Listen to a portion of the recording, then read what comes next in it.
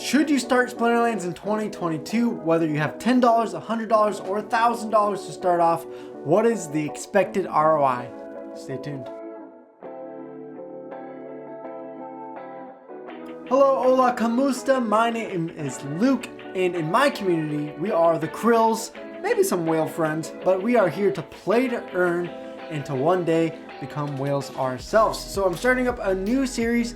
Hopefully we can do this every week. I don't know if we'll get every week, but I want to go through different games and give us potential ROIs, potential earnings on our investments as we try new games. This week we're just going with Splinterlands because obviously if you're part of my community, you know that that is what I know best. But if you're outside the community and you're wondering if you want to jump into Splinterlands, or maybe you're already playing Splinterlands and you're wondering, when can I expect to make back my investment?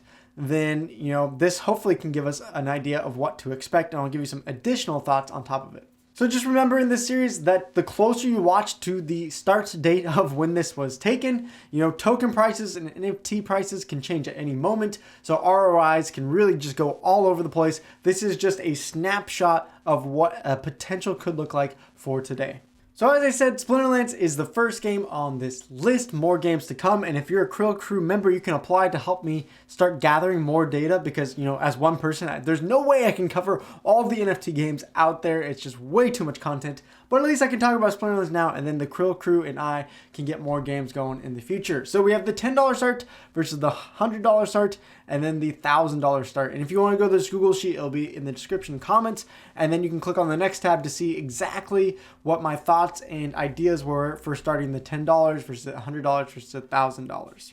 Now, just a heads up for Splinterlands, there are more ways to earn than just playing the game, getting daily chests, getting SPS airdrops, things like that. In Splinterlands, you can really, if you want to spend a bunch of time researching the market, you can do card flips. You could potentially blog and do the Hive blogging to earn even more and putting that back into the game. There are many ways to earn and get a faster ROI than what I'm listing out here, but I just want to give us a general idea for the most basics parts of the gameplay, which is earning DEC from battles, from daily quests. This is the average from Splinter Cards tool. Then I also use the Splinter Cards tool to get the SPS airdrop daily, what you would get at $100 and $1,000. You wouldn't really get much from the $10, so I didn't account for that.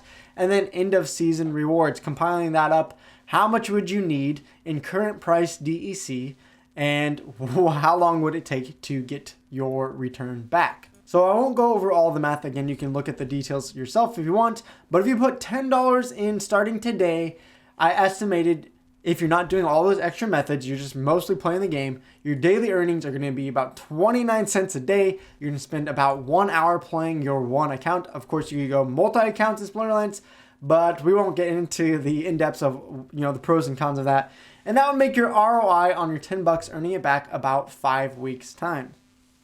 Of course, this also depends, like most NFC games, on some RNG, what kind of drops you get. On my alt account, starting with $1, and the $10 spellbook to rent.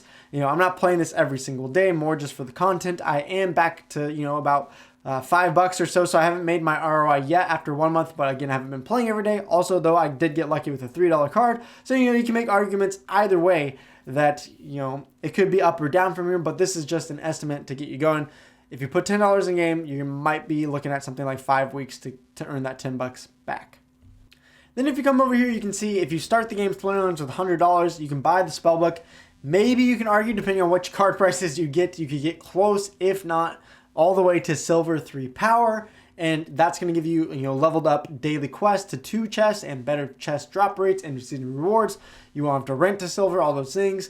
Your daily earnings could triple almost to 60 cents a day. I guess that's more like double, right? Yeah, double to 60 cents. And again, you're still playing just the one account 1 hour a day to get to about 24 weeks of ROI before you get to that $100 in return. Of course, you're only spending $10 on the spellbook, so your other assets would still be there. So at this time, you'd actually be up towards $190 overall. If you want to argue that you have to get to $200 because of the -10 for the spellbook, maybe it's like 25 weeks. Okay, close enough, right? Then if you're starting in Splinterlands with $1,000, you can talk about going for a gold 3 deck. You'll have enough money for the power and some leveled up summoners and cards. It won't be the most powerful deck ever, but you could get some decent things going. Your daily earnings from the DEC, the end of season rewards, SPS airdrop, all those things average out to about $1.71 per day. So you'd still be spending an hour a day. It'd be 83 and a half weeks estimated what I calculated, and about 584 hours. So over that time, you'd be earning about $1.71 per hour. So if you're looking at this game and you're wondering, should you start it, and you're used to other games that really pump up in price and maybe come back down hard, and you're jumping from game to game, don't expect that in Splinterlands. You might be looking at these numbers and you're like, these are pretty weak numbers. 30 cents a day, it's going to be 5 weeks just to get $10. Or if I start with $100, you're telling me it's going to be, potentially 24 weeks, almost half a year to get to my $100. Or if I start with $1,000, it's going to take me, over a year, about a year and a half to get that $1,000 back. Like, what is this? Like, Splinterlands is weak compared to some of these other games that are really taking off and are hot at the time. So if you're looking at those numbers and that's your feeling towards the game, let me just give you some counterpoints. Again, if this is not the game for you, that's totally fine, but here are some reasons why I continue to play Splinterlands, even though compared to some other games, maybe those daily rewards don't seem as high, especially if that game is that you're into right now is hot and pumping. The reason why I think Splinterlands is still a interesting buy into, even though the ROI might take you, half a year or a year plus to get your ROI, is because that's just based on earnings in the game. Really, the beautiful thing about Splinterlands is that it is a stable game, meaning it's not one of those games that rises up quickly and you're going to make a ton of rewards, but it's not one of those games where it's all of a sudden you're going to put $1,000 and it's going to crash overnight because the token price dumped. Even with this bear market, we've seen that people want to play this game. We've sold, 7.5 million packs just a couple months in the midst of a bear market. So there is demand for this game. And if you enjoy it, you're going to be earning cards that, yes, right now, those rewards seem very trivial. They seem very minimal, right? But the nice thing about these cards is that they're the only cards of this exact print that will ever be printed. So once the packs are open, there will be no more created. Once all the reward cards are printed, no more will be printed. Not only that, but every card that is minted is incentivized to combine them and essentially reduce the amount of card supply in the market. So if someone wants a level 1 Gargoyle Lion, yeah, that's only one card. But imagine someone wants to play max level league. They're all the way up in champion. They need 400 of these lions combined together. And maybe not everyone's going to play max level, but a lot of people play this in silver and gold, and they're still going to have to combine, 60 to 100 of these cards. So really what all of these cards are deflationary. So in theory, they should rise up in price over time. Of course, when a new card release comes out, like the Chaos Legion packs, we saw a lot of the market go down with the bear market at the same time. So it's hard to say exactly which influence which too much. But if you want a specific card, then, those cards are going to be deflationary and they're going to be more rare, shrinking supply. So if the amount of players keeps going up, the demand is going to keep going up. Not only that, but we talked about SPS, and SPS, is going to get airdropped to you while you're playing this game for another, essentially half of a year, a little less than that. And so, what's cool about this is, yes, the price is down, the price is low, but this is a governance token that is, the company is just so good about, incentivizing you to stake it, and play to earn for it is coming out here in a couple months. So yes, the supply is growing and growing. There is 3 billion tokens coming out. So there's a lot of the tokens left to be, handed out. And so the supply is going to increase over time. But eventually at some point, 2-3 years down the road, that SPS price could take a big jump up. So if you're earning the SPS through the airdrop, if you're playing to earn and earning SPS as well in this game, then at what point, what happens if this game goes up, SPS goes up to 50 cents or $1 where it's reached before already, or maybe even $2 is possible. Who knows with SPS? So yes, the rewards on your ROI right now seem small and minimal, but you don't know what, NFT or what these cryptos could do. They could 5, 10x, 20x because it's actually stable. And if this game keeps growing slowly over time and is stable and doesn't crash, then you could see your assets really appreciate where, that $1,000 put in and you're thinking I'm going to only earn that back in a year and a half. Well, maybe you're playing and you're grinding out these rewards, but in 6 months, all these assets spike. You own all those assets you just spent $1,000 on. Let's say they all 5x from there. Then you're sitting at $5,000. So, that's the thing about Splinterlands. You never know. Now, of course, you can make that same argument for a game like Pegaxi. I can buy a Pegaxi horse for, $1,000. What if this goes up to $2,000 in a few months? So yes, you can make arguments about all those play-to-earn games, but for Splinterlands specifically, in my thesis and my belief, it is one of the games that is more likely to do that than other because the cards are deflationary. There is a demand for it even in the bear market, and I think that it has a better chance to survive. Again, it's not going to be one of those games that pumps like crazy probably anymore. It did last year, but I think it's just now one of those stable games that, you know, maybe you're making massive gains. Maybe you're making, you know, an ROI in a week in another game that just blows up like Payaxi.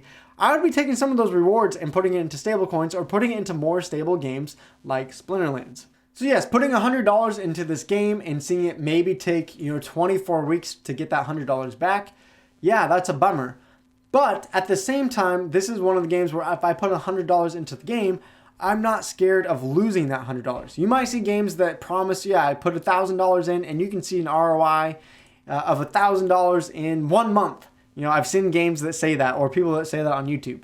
That's all great and dandy, except for if the game tanks because it's not stable, it hasn't proven itself like Splinterlands has for 3-4 years now, then you might see your $1,000 asset drop to something like $100. You know, I've seen people get into games that put in $1,000 and then, you know, sometimes they make it rich and other times it goes like that and their asset, their NFTs drop from $1,000 to $100 or even less. So in my conclusion, Splinterlands is less of a play to earn game. Yes, you can play to earn and you can get some rewards. They might seem small and trivial each day, but more to me, actually Splinterlands is, I think, invest to earn right now. It's almost a sense of, yes, the rewards aren't great now, but I believe in this project. I believe that these cards are deflationary. I believe that they're not just going to pump and dump. It's not a rug pull, so that, you know, maybe one day these investments, these assets that I'm building up really become something over time. So if you're looking for a game that's just going to earn you instant crypto and instant NFTs that make you rich right away, I don't think Splinterlands is that game. You know, we're looking at ROIs of months to a year or so. But if you believe this game will grow and you have fun with the game and you think it's going to increase in value over time for your cards in SPS, that's where the investment of your, as Dwayne says, time and attention into this game could mean something pretty great later on for you.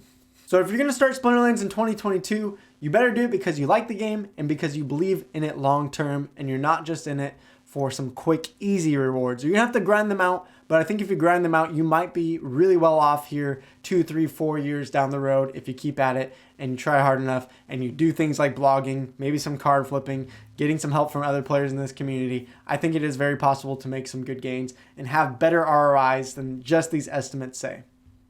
So that's it for today. I will do some ROIs of other games coming up. Let me know what you think. A lot of you guys, of course, I already know. You guys watch me play Splinterlands all day. I know you're playing Splinterlands. What do you think your ROI is going to be? When do you think you'll actually make back your investment? Or have you already? What has your story been like? For you who haven't started Splinterlands yet, is this a game that interests you? Do you think it has long-term value? Do you think you'll have assets that grow like I do? Or maybe you're running away from this game saying, yeah, those ROIs, they're just not good enough. They're not appealing to me. I'm going to go find other games. Let me know what you guys think in the comments and let's discuss it there or also in Discord. See you guys later, Krill Crew. Adios. Paalam. Peace out.